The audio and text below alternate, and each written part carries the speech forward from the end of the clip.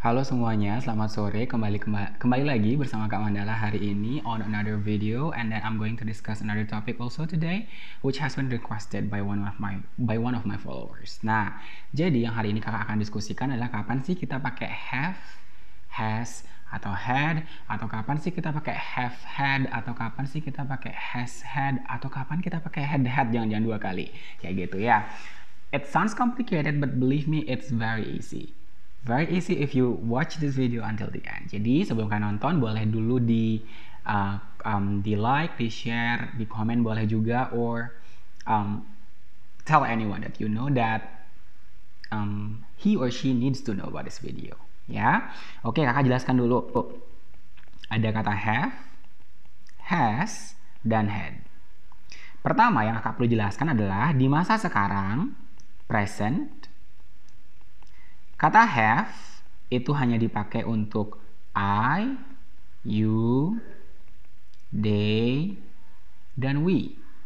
Atau subjek yang jumlahnya lebih dari satu. Misalnya, Ati and her husband. Misalnya seperti itu ya. Untuk di masa sekarang masih sama has digunakan oleh subjek-subjek seperti she, he, atau it. Atau apapun itu yang jumlahnya hanya satu. Contoh, Ati aja. Ati has, seperti itu. Ya, bla bla bla. Untuk had itu sendiri dipakai di masa lalu. Terus untuk subjek apa aja? Subjeknya bisa semua.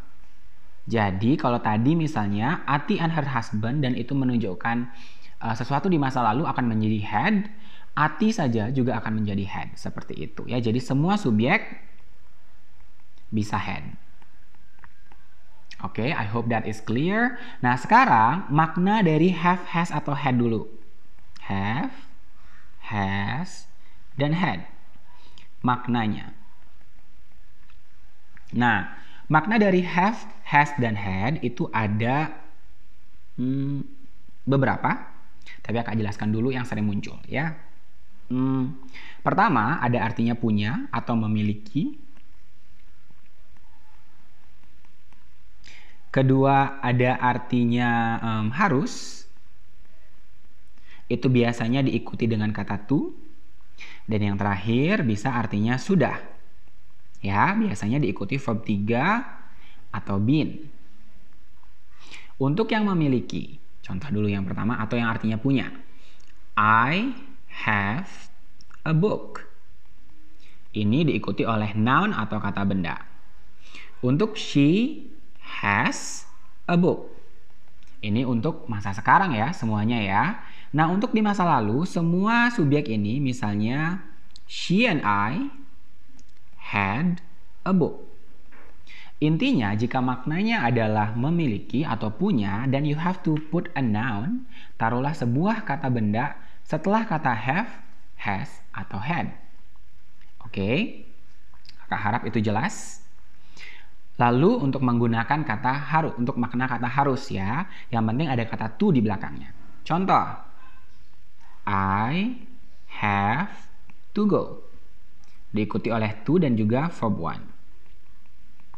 Berarti bahwa kata saya ini harus pergi sekarang, di masa sekarang.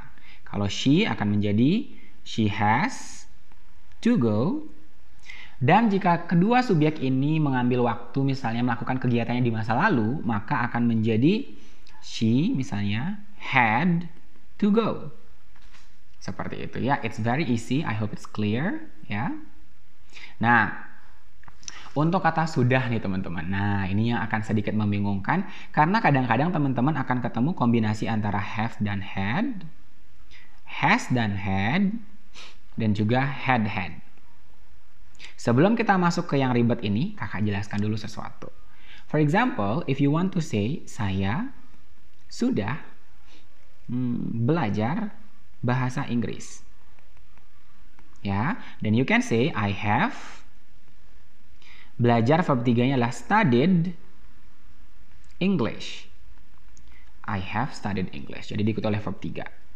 Kalau she has studied English Dan kalau di masa lalu, dia akan menjadi she had studied English. Artinya, dia sudah belajar bahasa Inggris tapi kemarin, di masa lalu. Seperti itu ya teman-teman ya.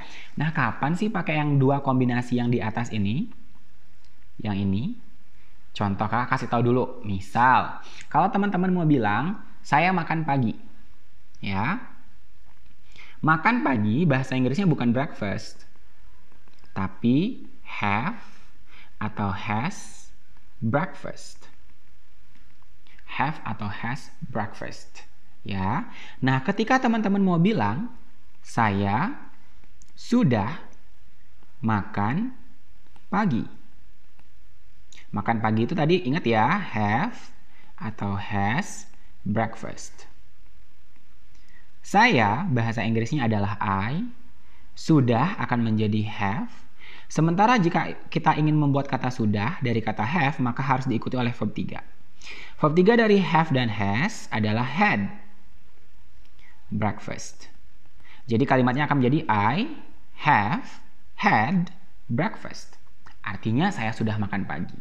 Karena aslinya makan pagi itu sendiri sudah mengandung kata have atau has. Begitu. Nah, bagaimana dengan dia? Dia perempuan sudah makan pagi.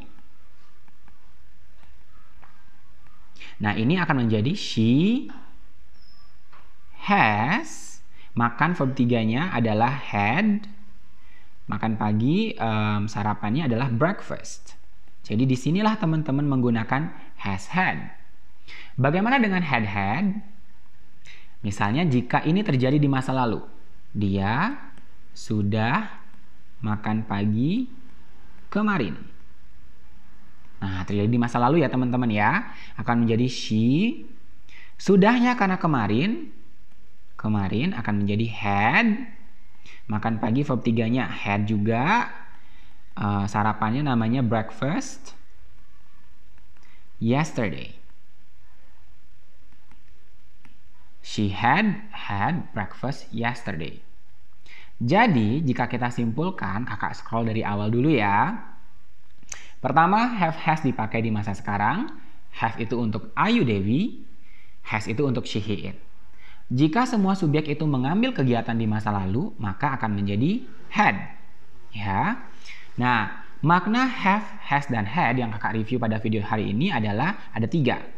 Pertama artinya punya atau memiliki, di mana have atau has atau had diikuti oleh kata benda.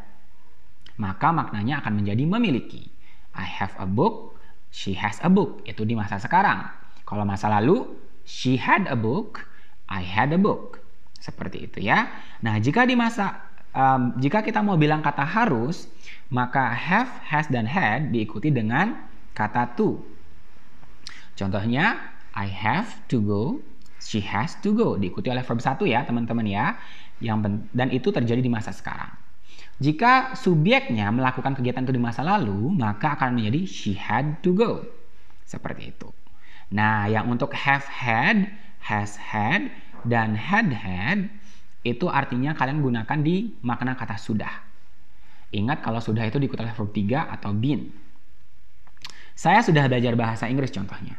I have studied English, she has studied English, dan kalau kemarin atau masa lalu, she had studied English. Nah, untuk penggunaan yang complicated seperti have had, has had, dan had had, seperti ini, kita lihat dulu bahasa Inggris dari makan pagi. Makan pagi itu bahasa Inggrisnya have atau has breakfast. Nah, kalau teman-teman mau buat kalimat saya sudah makan pagi akan menjadi I have. Makan pagi itu kan hasilnya have, has, breakfast. Nah, karena harus diikuti oleh verb 3 di sini kalau mau bilang kata sudah, maka akan menjadi I have had breakfast. Kalau I-nya diganti menjadi she, maka akan menjadi she has had breakfast. Jika kejadian dari kegiatan tersebut adalah di masa lalu, maka akan menjadi she had breakfast yesterday.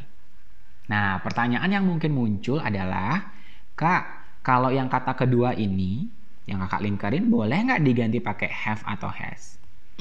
Jawabannya nggak boleh. Karena kata had di sana berasal dari verb 3. Dan kalau teman-teman mau bilang kata sudah, itu harus menggunakan verb 3. Sementara have dan has merupakan verb 1, bukan verb 3, jadi nggak boleh.